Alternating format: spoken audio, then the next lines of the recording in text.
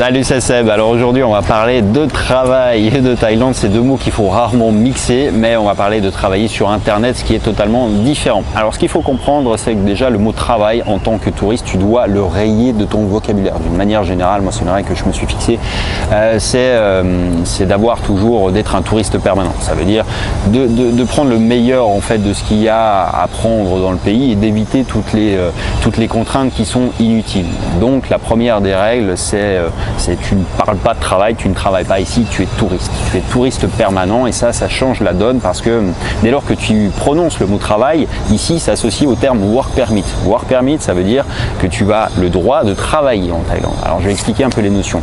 Quand tu viens en Thaïlande, pour rester sur le territoire, alors au-delà des 30 jours du moins qui sont sans visa, tu as besoin d'un visa. Le visa, il t'autorise à rester sur le territoire.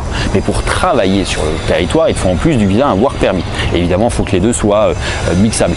Bref, le work permit, c'est fait pour travailler avec des entreprises locales, pour un employeur local. Donc, la bonne règle à comprendre, c'est que tu ne dois pas utiliser ce terme de travail ici pour une raison qui est simple, c'est que tant que tu n'as pas une entreprise ou tant que tu n'as pas d'emploi salarié en Thaïlande, tu ne travailles pas au sens légal du terme ici. Ce qu'on fait sur Internet, c'est répond à une logique qui est différente.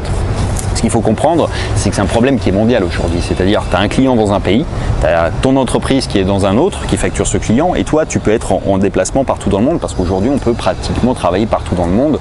Pas pour tout le monde, évidemment, mais pour des gens qui sont des freelances, qui sont, tu vois, des gens qui ont la capacité d'être mobiles. Donc, ce qu'il faut comprendre, c'est que les pays ne peuvent pas tout contrôler, ne peuvent pas tout mesurer, ne peuvent pas tout interdire non plus. Ici, il y a un exemple qui est assez marrant, c'était il y a 5 ans, il y a eu une descente dans un coworking à Chiang Mai. Ils ont embarqué, je ne sais plus, 25 ou 30 ou 40 personnes qui étaient dans le coworking en pensant qu'ils travaillaient pour le coworking alors qu'ils travaillaient dans le coworking. Tu vois un peu la nuance. Donc en fait, il y a le truc, ce qui était interdit, c'est de travailler pour l'entreprise coworking, et c'est pas interdit de travailler entre guillemets tant que c'est un ordinateur. C'est pas vraiment du boulot. La plupart des gens d'ailleurs comprennent pas le business model, c'est-à-dire que tu vois, c'est les gens qui demandent ce que tu fais. Si tu dis que tu bosses sur Internet, tu es sur Facebook, tu es sur ta messagerie, tu es sur un truc, ça ressemble énormément à du loisir plus qu'à un travail en réalité, on va pas se mentir. Donc la plupart des gens ne comprennent déjà pas ça. Et puis de l'autre côté, la structure avec laquelle tu évolues est difficilement perceptible, quoi. Donc ce qui compte, à mon sens, parce qu'en fait on est encore une fois dans un flou juridique, et même si l'histoire du coworking ça a mis un peu, tu vois, ça a fait comprendre aux Thaïs que finalement il y avait des gens qui étaient en vacances ici, mais qui géraient quand même un peu leur business, tu vois. C'est pas interdit d'envoyer un email à un client par exemple, c'est du travail, mais c'est pas du travail qui s'attaque au marché local. Donc la ligne jaune, à mon sens, que tu ne dois jamais franchir ici, c'est de vouloir casser ton statut de touriste, c'est-à-dire d'être, tu peux le faire, mais si tu veux monter une boîte, et là faut le faire proprement. Bref, j'en ai déjà fait plein de vidéos de cette histoire là, mais l'idée c'est de ne jamais entrer en concurrence avec les Thaïs, même si tu as une boîte d'ailleurs, c'est une bonne idée ça. Donc de jamais entrer en concurrence, ça veut dire je ne sais pas, tu es freelance et puis tu arrives dans une guest house et tu dis tiens, je t'échange 10 nuits contre je te fais ton site internet.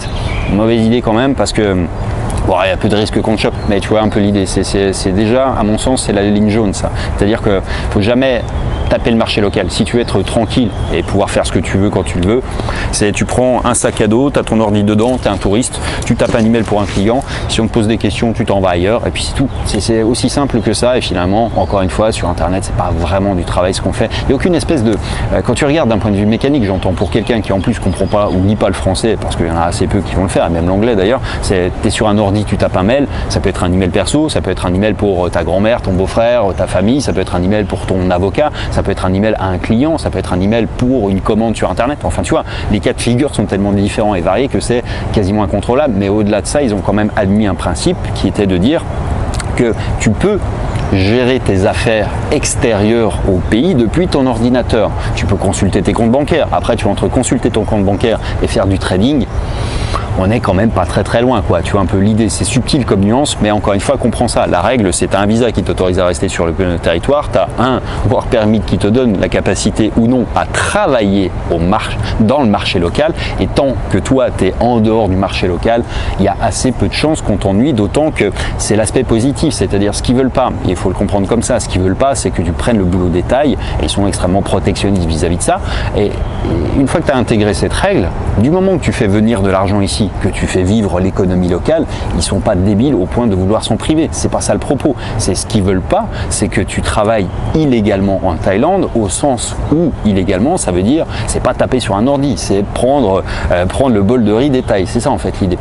Donc il faut juste respecter ces règles-là et encore une fois, éviter de faire trop de bruit quoi sur les trucs. Évidemment, il faut éviter d'avoir des gens qui bossent pour toi, avec toi ou qui constituent une team. Sinon, effectivement, de fait, tu deviens un employeur.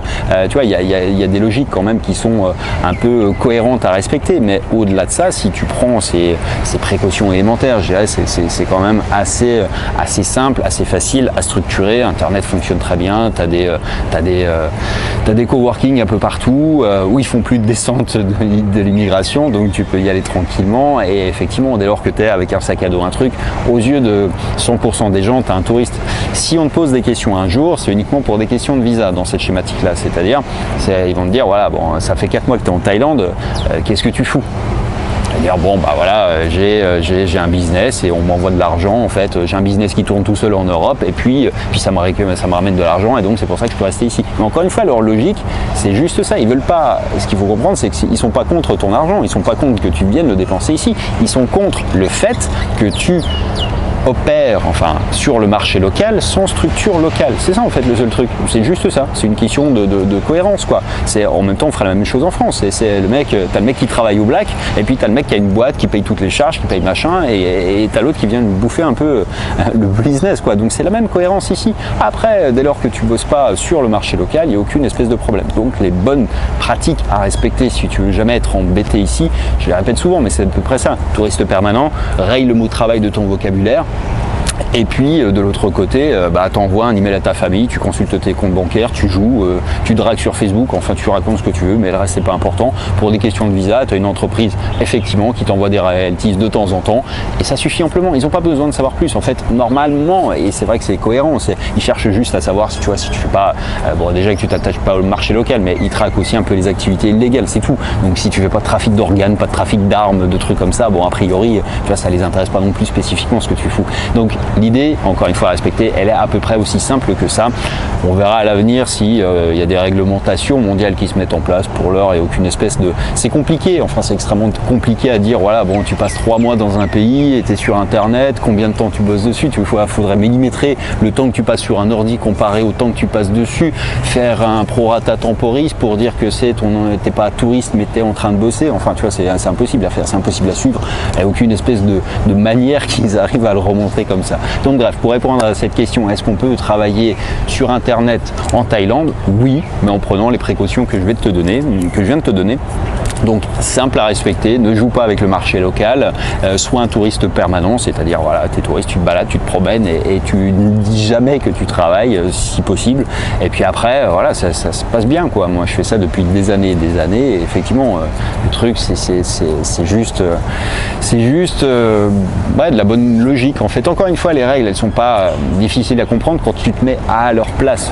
Demander voilà, qu'est-ce qu'ils cherchent? Ils cherchent pas à profiter de ton argent. En réalité, si tu restes ici et que tu vis à l'année ici, évidemment, tu payes un loyer, tu vas consommer de la bouffe, tu fais vivre les restos, tu vois, il y a des avantages. Donc évidemment, ils chassent pas les avantages. Ils cherchent en fait ce qui est pas bon pour leur économie. On devrait faire pareil puisqu'on le fait pas assez souvent aussi.